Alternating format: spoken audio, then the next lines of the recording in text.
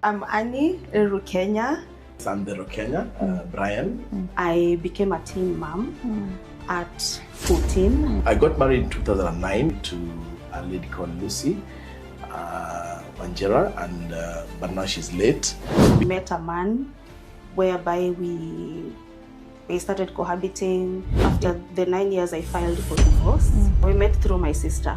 She really pushed both of us from both ends to come together. Pastor would tell me, hey, there's a chance here.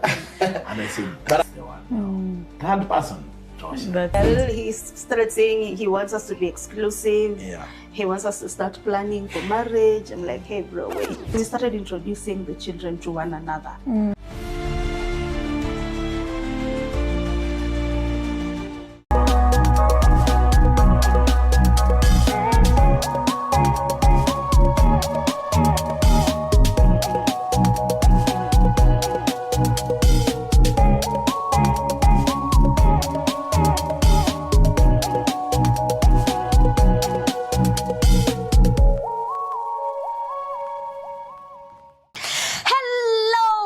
And welcome back to Heart and Soul, a show where we dive into love, life, and laughter. And today we have an amazing couple on set. Let me tell you guys, each individually, they have gone through it all.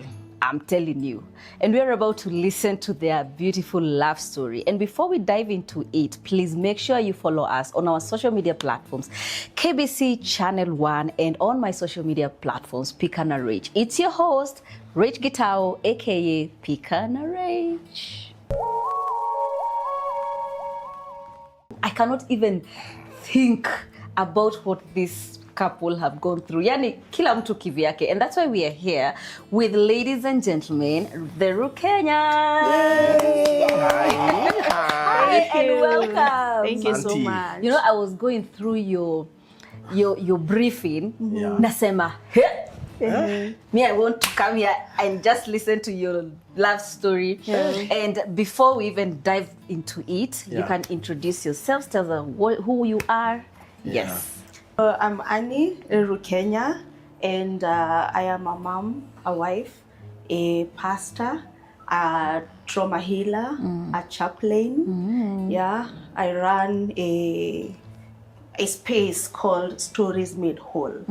And through that, I've been able to come out and heal. So because of my healing, because I was made whole, so I created a space for people to come and also be made whole like I was. And yes, so as a pastor, we have a church in Kirigiti. It's called Torch of Christ Family Church. And yeah, that's a nutshell. Amazing. Yeah, when she goes fast, she swallows me. Yeah, but yes, I'm the Rukenya, Brian, with a Y. But all in all, I'm a father also as well of 4. Yeah. Between us, we are 4. And also born again. I love the Lord. And I've been walking my Christian walk from a long time ago. I think the first time I experienced Christ was 86. So all the way, a journey of that walk. Yes, and I've done a lot. I've done business. So I call myself a businessman as well. I also call myself a finance advisor because I consult with a company in town in Nairobi. So yes, I'm a finance advisor. And I support my pastor. She's my pastor. I support her. So I'm the pastor's husband at Church of Christ in Kirigiti at Kenton Inn. In a nutshell, that's me. Yes. So the Rukenyas, you individually have this story, maybe because that is what is special, really special about you two. We can just tell our viewers, your life and your life, the past one. Yes. I was born in a family where I grew up with my grandparents. I was brought up by my parents, so I came to know that my mom and dad had separated. And so I grew up not knowing where I belong. I could see my cousins having you know, mother and a father, and I was always confused. How come my situation is different? And then when people came home, it's me and my sister who are left at my grandma's. They would always call us the girls who were left. So growing up, I kept asking myself, what does that mean? So I grew up with that sense, feeling like we were left, meaning we were rejected, we were not wanted. So I became very introverted and all that. But as I continued growing, I became a teen mom. At 14, I had a child. I continued on in life, and at a certain point in life, I met a man whereby we started cohabiting. We had a child who passed at 3 months. We separated. I left and I went to Dubai. When I went to Dubai, I moved to Kuwait. When I went to Kuwait, I met somebody else, and we got married. Now we got married, and in 2012 we had a son. After having a child, when I conceived, I decided I don't want to have this child in Middle East. Let me go back home because I don't know about these hospitals. Yeah, let me go home. So he decided, let's go together. So we just came back together. You imagine the two of you have come together. You've been away for over 5 years. You don't have jobs, so it was really tough. So after the baby came, after about 1 month, 1 or 2 months, he left and went back. Long story about how he went back, because I took a loan for him and all that. But he went and kept silent. He disconnected from us. So I waited for him to come back for 9 years. So I waited for 9 years. Within these 9 years, he would call when he's back on holiday. But when he's there for like 2 years, he's mute. He's not talking when you call. I'm a bit busy, let me call you back. You know, it was always like that. So I decided, you know, I'm not going to push you. You know, you have a family here. So if you really don't want us, then it's okay. So 9 years came and went. So on the 9th year, I decided, hey, I think enough is enough. Yeah. But even before the 9 year was over, he used to call sometimes. He's like, hey, I'm here with this lady. Can you talk to her and tell her we're together, but we're not really together? So he, of course, moved on, and I also got involved with somebody else. Conceived again. Had a girl in 2016. But now, after the 9 years, I filed for divorce. He didn't contest. He didn't respond to the lawyer. After the divorce, that's when I came to meet the Rukenya. Yeah. So, Rukenya, you also have a story. Probably, number one, we were brought up in Kibera, and actually that informed so much who I am right now. Why? Because my parents at that time thought that it was wise not to take us through to learn our mother tongue. Being in Kibera, and our neighbors were Nubians, you know, mixture. So they thought, hey, if these children, we teach them their mother tongue, they'll not be able to communicate. Yes. So we are brought up talking Swahili. That's what I've spoken for long. And tried all my best to learn my mother tongue. It doesn't work. I try it. It's like even when I try piano. Those are things which are in my life that don't work. So yeah, we were brought up, 2 of us, but I lost my twin brother when we were 10. So that was 86. And that's when I was talking about knowing the Lord from 86. That's when the journey started. Yeah, it got to me. It even informed how I changed. My late twin was more introverted than myself. I was more talkative, was more playful. In fact, I got the nickname from my dad, Superboy, while he got the nickname Blue Boy. Yeah.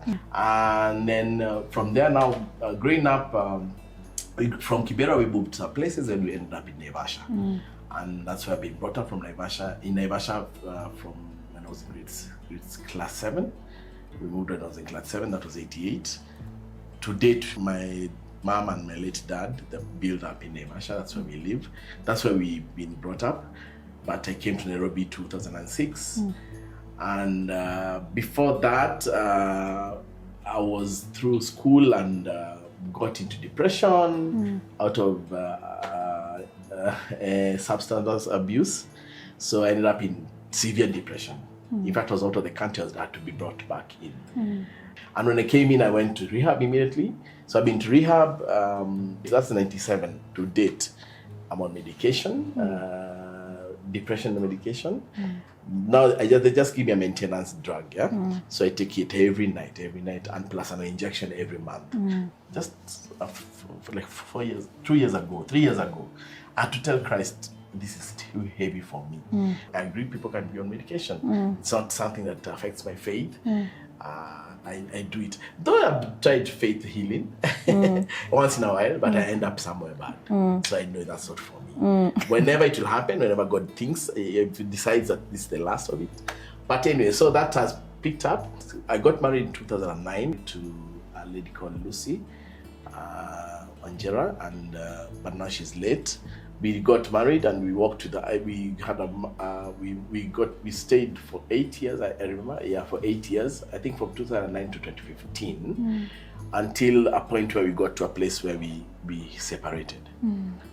Long story, finances and all that, yeah, and finances and also leadership from my side, because when sometimes we as men we sometimes forget that we need to be on leadership, and that's where we separated.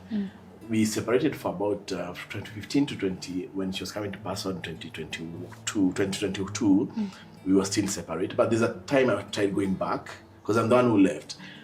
After that point I tried coming back. I think she had just experienced the independence, so she was not ready for me to have me back. I went back actually and just said, I come back, I'm home. And she refused, she threw me out and all that. And so, but that really helped me, because it worked on my faith, because I came back. You see, I'm not like one who disappeared. Because I remember my stand was, I'm not the type to move on by remarrying when my wife was still. That informed a very big part of, and then to a point where I came to meet Anne, that I thought people who need to move on should reconcile. Yeah, that's biblical. If you want to remarry, you be reconciled with your wife. That was my stand until when she passed on. Then that's when I removed my ring. Yeah. That was which year? 2022. 2022. Yes, 2022 was 2021. 2021. And now, how did you two meet? My sister, we met through my sister. So she had met him before, and we were trying to dispose our property, and by then he was in real estate. So she kept telling me, oh, there's this person, when I see him, I see you.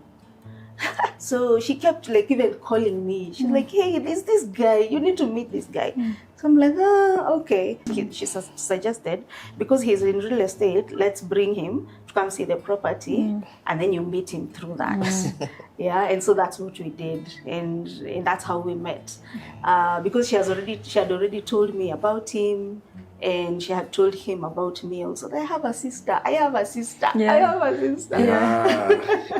And so she really pushed both of us from both ends to come together. And so we met. And after that, because we had already exchanged contacts, we started talking. We never disposed the property. It's still there. Still there. But that's how we started talking. We started like maybe going for conferences together, meeting when there's something going on. We just meet and go. And that's how we built a friendship. So how did you see this beautiful lady? My story is interesting, because now I've lost a wife. Yeah. I'm free. I did that thing, thought that I'm meant to be a family man, kicked in, and I decided to pray about it. And that's when I got into my knees. I remember I got an instruction to be on prayer. And interesting, the prayer extended for 1 good year. And in the process, my family pastor encouraged me to join a ministry called the Ark Ministry. Basically for people who, it had a blended people who are divorcees and divorced. There were people with single parents and the bereaved. Yeah, so we were all mixed up there. And I remember the pastor would tell me, hey, there's a chance here. But I'd come and tell her. I remember I opened up to her, I told her, well, when I was separate, I remember I still wanted my house. I still wanted my wife and my son. I still wanted my she had not passed on that time? No, she had passed on. Oh, but, okay. I was telling her how I have a biasness, which was formed by when I was separate. And so this was 2021 when my pastor, and now I'm with this ARC ministry. And I was talking to my pastor and I was telling her, because of what I learned from my previous marriage, I was a man who was still wanting his house. So I was thinking, everyone who I see with a child, every girl who I see with a child, there must be a story there. Maybe there's a man who wants that child back and wants that family back. So that taught me, my own experience taught me not to break someone's dreams. So this is what I'm telling my pastor. And she was like, oh, okay, now I understand. So there were many ladies I had met there with children, but now when they had my biasness, that is an ex. So she kept telling me, okay, now I know who to introduce you to. And then that time, I told her about Annie, about her and her current position with the children, and just a brief of what she's been through. And she's also a pastor and all that. So she was, oh yeah, that's maybe you need to bring her, we talk, we pray more, maybe inside of. She was thinking of deliverance and all that. And then at the same time I was still dating. I was not dating, taking coffee, having coffee. So I had coffee. There's one who was, she had never been married, no children.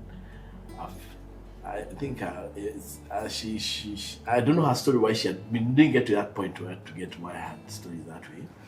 But I knew her through somewhere I used to go for barber shop for my grooming.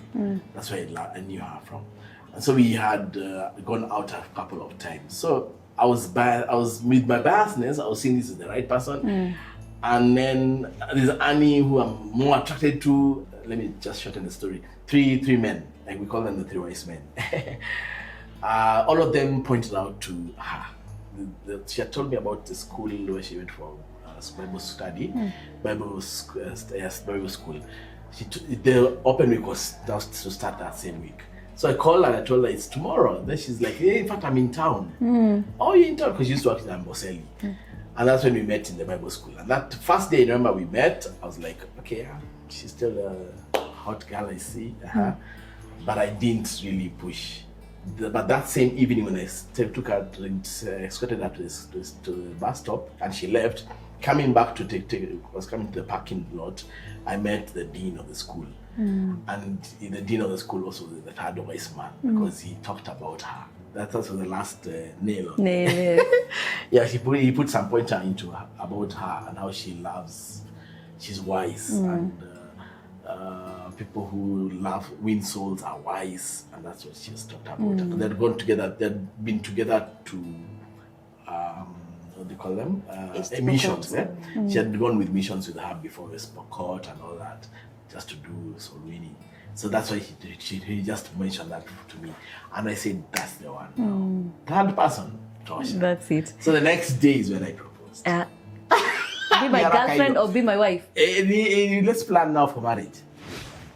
Jesus. Yeah, Jesus. Yes. So the next day, he proposes. Yeah. How did he propose?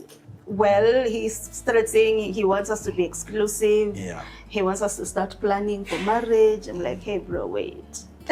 Just tell me what's happening in your life. Are you seeing somebody? Yeah, so he told me about the girl he was having coffee with. And I'm like, okay, but she's sounding better in your perspective because you have this biasness. But yeah, so we just really talked deeply concerning that issue. And I explained my situation, where I have come from. Well, now it's up to you, make the decision. This is how it is. Yeah, so, and I put on the table my deal breakers, because like I was like, you want to get married? Yeah, you have one son. For me, I do not plan on having any more children. I have had enough. Yeah, so I said, these are my deal breakers. So if you want us to like move from this conversation, let's establish this first. Yes. That I'm not going to bargain. This is my deal breaker. And so yeah, we talked about the deal breakers. We talked about my expectations. He talked about his expectations. We talked about family. You know, so many things that you have to go deep into, especially when you have children. Yes. So we established a good friendship. He's a good person. He loves children. He's been in the children's ministry. And then he was in the children's ministry for 5 was it 5? 8 years. Yeah, so we started introducing the children to one another. Were you actually accepted by the family? Was I accepted? Was it drama? No, I cannot say it was drama. It was a bit, there was a lot of questions at the beginning. There were a lot of questions. Yeah, most people, not only his family, like most people, even friends, would wonder why does this lady want to get married? She has 3 children. You know, I don't know. There's that thing about single moms. When a single mother wants to move on, they usually, people think like, you know, she wants, there's something she wants. Yes, there must be. There must be something she wants from this man. Either she wants, you know, his property, she wants, but I didn't want anything. I actually had my own life. So I wanted him for the person he is. It's companionship I was going for, and not really anything material. Yeah. Guys, we'll be right back after the break. Welcome back. If you're just joining us, you are watching Heart and Soul, and with us we have the Rukenyas. And let me tell you, been married before, both, one divorced, the other one lost the wife, but again found love. This is so beautiful.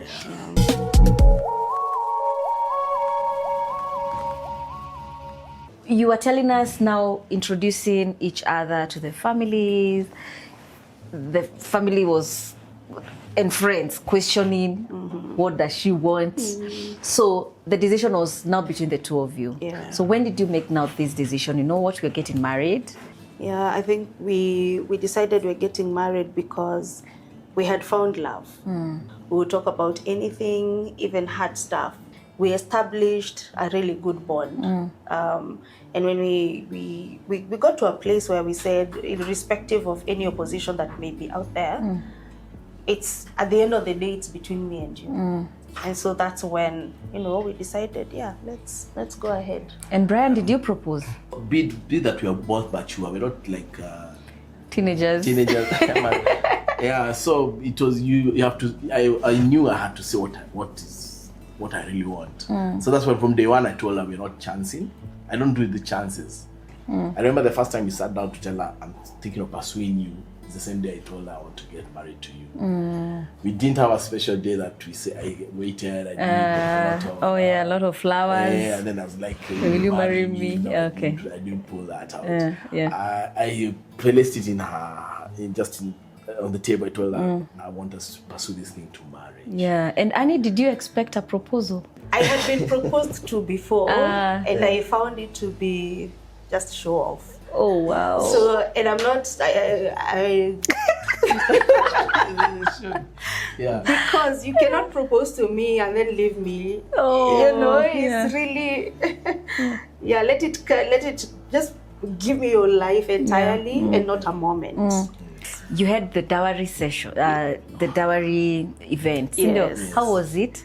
It was tricky because we had to do a lot of consulting because I have been married before. Dowry has been paid before. I have children. So we had to consult, what do we do with the first dowry? What do we do with these children now? Do we pay a separate dowry for the children?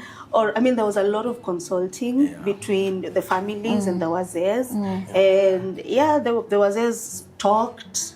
We got counsel. We went to his side of the family. We came to my side of the family, doing a lot of consulting. So that when we establish now, you know, this is the day now we are coming for the Rora show, nobody will come from out there saying, hey, give us back our Rora show. Yes. So we had to go through all that. And it was tedious because our dating, our Rora show, it has always like involved a lot of people. A lot of people who are giving us counsel.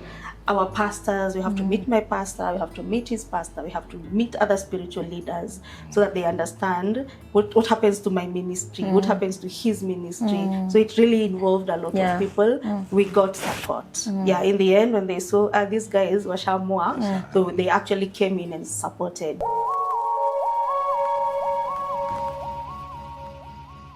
How was your wedding day, Brian? The wedding day. Yes.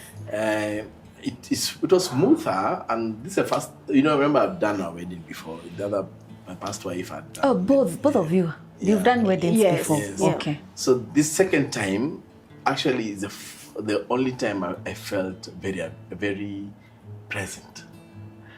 I remember even as she was walking down the aisle, I was like, sure, this is happening. I was very present in the day. The last one was, I want to do away with this thing so fast, let it end so in a hurry. I mean, it's involving me a lot. But this one, for this wedding, I really was present. I was very present, very conscious. I was so conscious even for my son, because I remember my son had just come from school.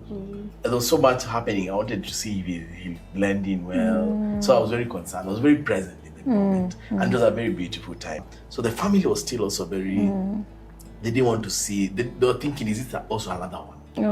Those ones.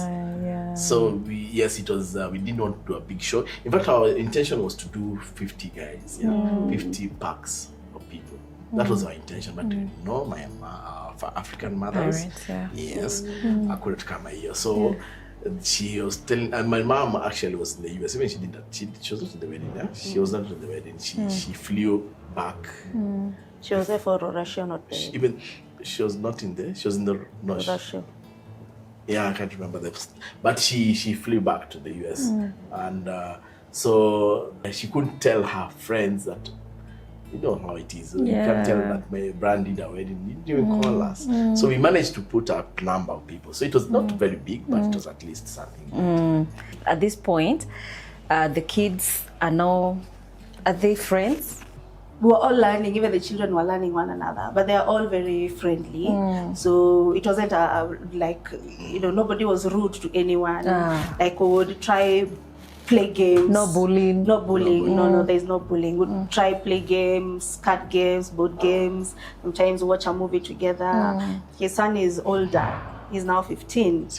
16 now, turned 16. And then we have my daughter, is 27. And then we have a 9-year-old and a 13-year-old. So the age difference, so you have an adult who calls them, kujani tuone movie, they go. Tuoneni swim also, like she's like our second parent. Yes. So like she picks them for the weekend. Like there's a lot that is going on. But when we are all together, we try to like play games together. They can like play PS together. But there is we cannot say there's a bond yet, because I think they're all still trying to understand what's happening. But there's no animosity, there's no fighting, no bullying. The family is doing well. Okay. Yeah.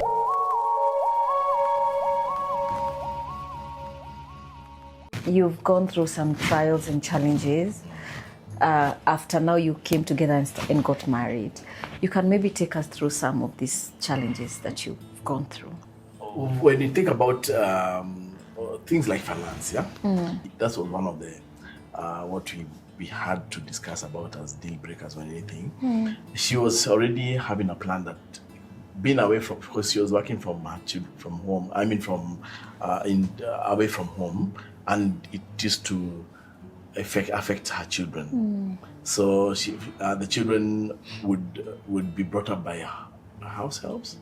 So this was really. She was really getting into her, and she was not sitting well with her. So she had a plan even before we met that 2022. By 40, I'm not going to be employed by anyone. So actually, she had it. She opened her laptop. She had a plan from studio. What she does, studio, go back to school, change career. So when now we got married, and now I accept when she put that on table, I was okay with it. And being the man, I should not have a mind thinking what is she bringing financially. So these are some of the challenges, because now she left work, so now the challenge is my salary is what depends on her. She's a very, very good planner. So I ride on her. I ride on her planning skills. So this has helped that part of finances, because when I put it in her hands, it is well managed. She manages it over the month. And so this challenge is the challenges, but it has been handled well. Again, I'm paid on commission. So when the next month's salary will not be equal as the last month's salary. So there are times, I remember when I went with zero. Imagine, for my commission, I had deductions from my pay check-offs. And so we end up with zero. But how do we manage that? We manage. We sit down and say we have a month. We don't know what is there for us to handle our budget. We just pray about it and we start living. I know she's blessed. She had built a home already, so that part of rental we had to keep it aside, so we didn't have to pay rent. And then she had also done some few rental home on top of our home rental units. So she still had a small income from that, so that we would go that month with that small income. And God has been faithful, because not all the other months have been the same. Some months have been way up there. We've gotten good commissions, and we've been have savings for that, from that to run to the next month, and God is always faithful. Take us through your memory lanes between the two of you. Yeah, well, I can talk about the good memories, the days we have victories. Like when we don't know what to do, we pray together. We're like, let's just wait on God, and then suddenly God just shows up, and we're like, wait, prayers do work. Another thing is how he had been out of marriage. He had been separated for some time. So when we got married, we had a problem. There were some issues. Plus now he's being on medication, antidepressant, suppresses his desires and all that. So those were issues that we had. But with prayer, can you imagine? So those are small things that we celebrate. So we celebrate those moments. We celebrate, especially like God is at the center of our marriage. But we have so many good memories. Wow. Yani, I feel like time is so limited, and I feel you have so much that you can tell us. Have you shared your story like in length? Maybe kwa podcast. You have a podcast, right? Yes. Have you shared your story somewhere? Yes. Kwa podcast yenyu? Yeah, we have a podcast on my channel, Rukenyas. And we share every Friday. We have a show, so we share our story. Like we can pick one story and run with it for a whole hour. So we have shared our stories. Guys, the whole story iko kwa the Rukenyas podcast, because you have to listen to their story now from the beginning to the end, because here we are quite limited.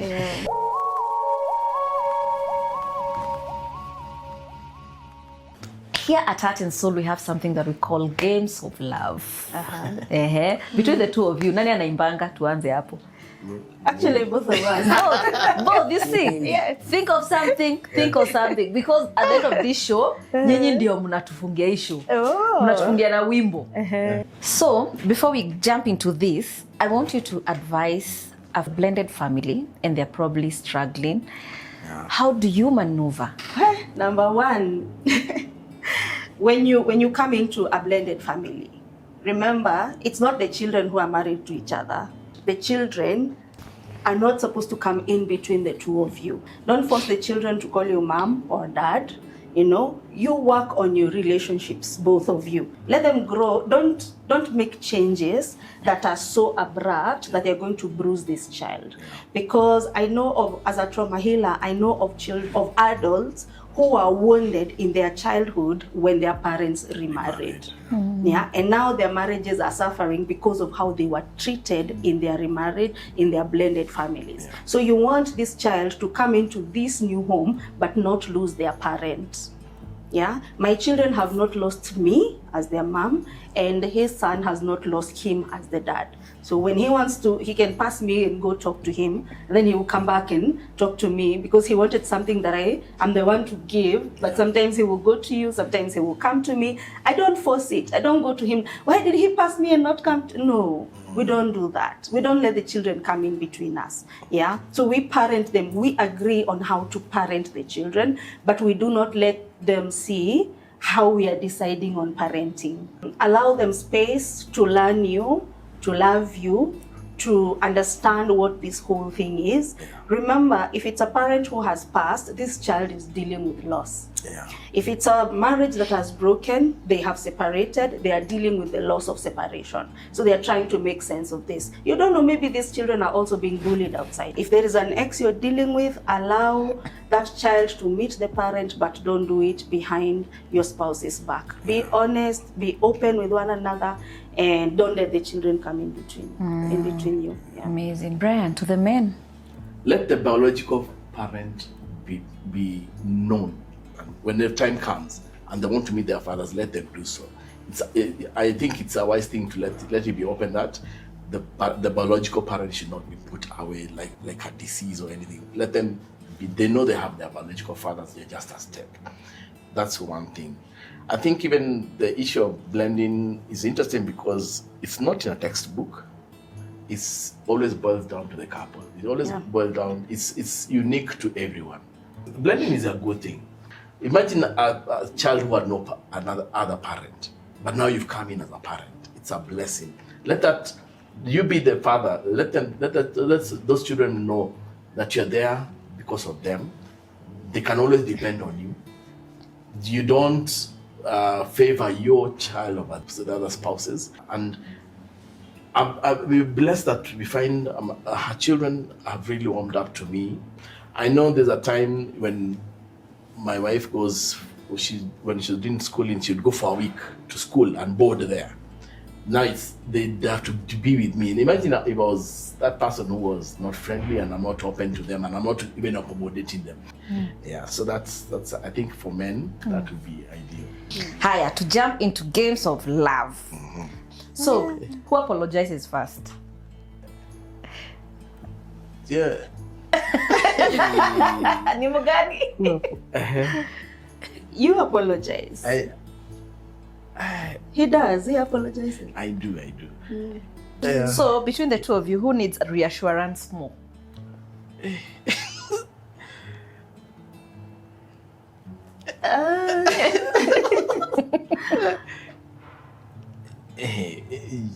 Okay. I think we balance, eh? Yeah. You because of many things. or because of when the congregation has not turned up that day, you feel down. I've assured you so many times. So you need more reassurance. Higher. So who is more patient? I am patient. Brian? I'm patient. Una doubt? I'm a boss. She's patient. She's patient. Yeah. She's patient. She's patient. So, who needs time to cool off when you're in an argument? Yeah, that's me.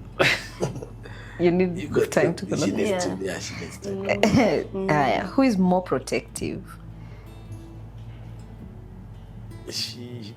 Her again. With the children, you protect the children from me a lot. Oh. Yeah. Who overthinks?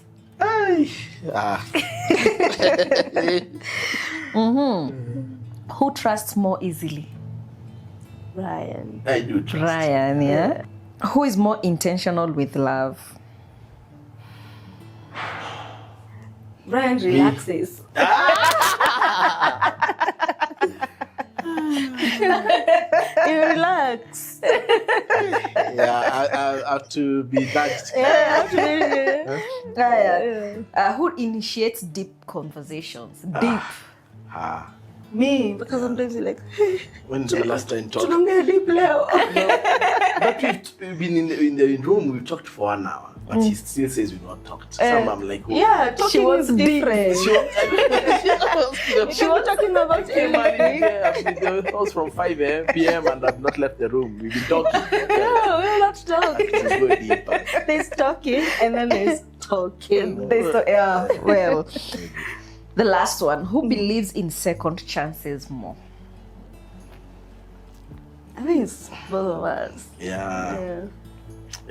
Clearly, you're both the second Clearly, chance second chances. to each other. Yes. So thank you so much, guys, for coming. Thank we really do appreciate. Thank you for having us. And it's a beautiful story. I've never sat down with a blended family before, so it's also new to me. That's why I'm telling you guys, I'm going to the Rukenyas podcast to listen to your story and even get to know you more and deeper. So guys, that has been Heart and Soul. Don't forget to follow us on our social media platforms, KBC Channel 1, and on my social media platforms, Pika and Rich. If you have a story you want to share, please. Also, you can DM us pale hivyo Heart and Soul. Even me, unaweza ni DM. Sawa. Guys, kama kawaida, we have our artists. Mutumalizie, tuanze na wewe sasa. Let me sing Amazing Grace, because this marriage is grace. Sawa. Yeah. Amazing grace, how sweet the sound that saved a wretch like me. I once was lost, but now I'm found. Was blind, but now I see. Oh my God, that's beautiful. You have a beautiful voice. Way back. When I'm feeling blue, all I have to do is take a look at you, then alarm sound. When I'm in your arms, ooh, I start to shiver, can't control the feeling deep inside. Wouldn't you agree, baby, you and I got a groovy kind of love. I can't do you.